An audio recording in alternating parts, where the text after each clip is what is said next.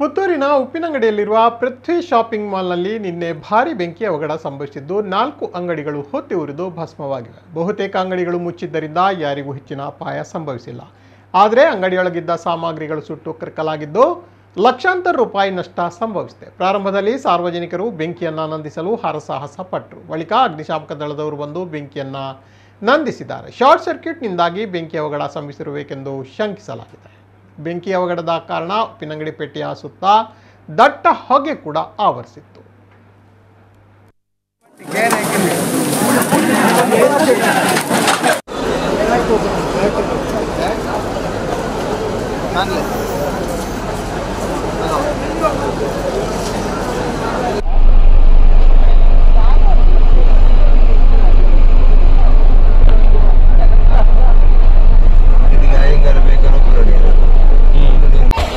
glass बोतल